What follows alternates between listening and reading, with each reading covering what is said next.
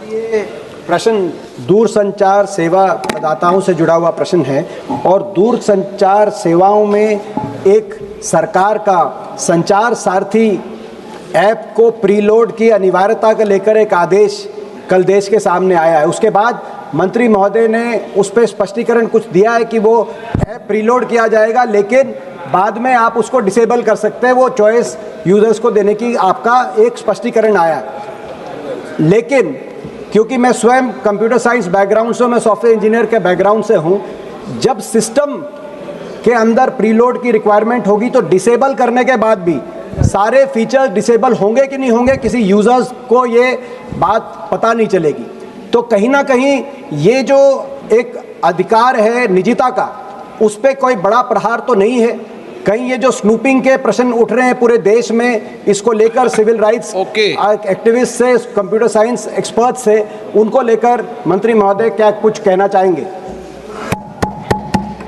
मैं दीपेन जी को उनके प्रश्न के लिए मैं धन्यवाद अर्पित करना चाहता हूं कि उनके प्रश्न के द्वारा सदन के पटल पर और देश की जनता के समक्ष मैं सारे तथ्य रखना चाहता हूं। सर,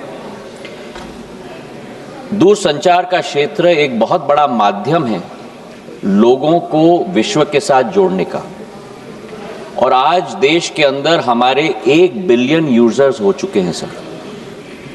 लेकिन जहां सकारात्मक उपयोग भी किया जाता है, ऐसे कई तत्व हैं जो इसका नकारात्मक उपयोग भी करते हैं, और सरकार का दायित्व तो होता है कि देश की जनता और हर नागरिक को उस नकारात्मक प्रयोगों से हम लोग और तत्वों के से हम लोग जोड़ पाएं और सुरक्षित रख पाएं।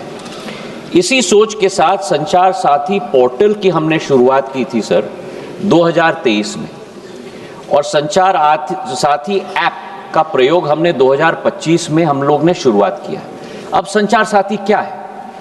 संचार साथी एक ऐसा ऐप है जिसके आधार पर, जन भागीदारी के आधार पर, आज देश की एक एक जनता और नागरिक अपने आप को सुरक्षित रख सकता है फ्रॉड से, स्टोलन मोबाइल से, अपने स्टोलन मोबाइल को रिकॉर्ड कर सकता है, रिपोर्ट कर सकता है। और 20 करोड़ हिट सर हमारे पोर्टल पे हुए हैं, करीब 1.5 करोड़ ऐप डाउनलोड हुए, और इसी के आधार पर जन भागीदारी, इसकी सफलता, सॉफ्टवेयर तो हमने बनाई है सरकार ने, पर इसकी सफलता का श्रेय अगर किसी को जाता है तो जनता को जाता है सर, क्योंकि उनके उपयोग के आधार पर ही हम लोग सफल हो पाए। और आज मैं रिकॉर्ड पे रखना चाहता हूं कि इस ऐप और पोर्टल के आधार पर 1.5 करोड़ मोबाइल कनेक्शन देश के अंदर डिस्कनेक्ट हुए हैं जो फ्रॉडुलेंट हैं, क्योंकि जनता ने रिपोर्ट किया है। करीब 26 लाख स्टोलन हैंडसेट हम लोग ने ट्रेस किए, 7 लाख स्टोलन हैंडसेट जो उपभोक्ता है उसे हमने वापस भी कर दिया है, और 41 लाख मोबाइल कनेक्शन डिस्कनेक्ट हुए हैं, 6 लाख फ्रॉड हम लोग ने ब्लॉक किए। इसी के आधार पर हम लोग ने ये कोशिश की कि हम लोग हर एक नागरिक को वो चॉइस दें, क्योंकि ऐप फोन पे है, इसका मतलब नहीं है कि वो ऑटोमेटिकली ऑपरेट हो जाएगा। जब तक मैं उपभोक्ता के रूप में उसमें रजिस्टर ना करूं, तब तक वो ऑपरेट नहीं होगा। और मैं उपभोक्ता के आधार पर, जैसे मेरे फोन पर सर ढेर सारे ऐप्स होते हैं, मैं उस ऐप को भी दबा के मैं डिलीट कर सकता हूं। तो ये लोकतंत्र में पूर्ण हक और अधिकार नागरिक का है सर। हम लोग ने केवल ये ऐप सभी को उपलब्ध कराने के लिए कदम लिया है। लेकिन फिर भी मैं सदन के पटल पे भी कहना चाहता हूं, हमारा कोई हट नहीं, इसकी सफलता का प्रयोग जनता के आधार पर हुआ है।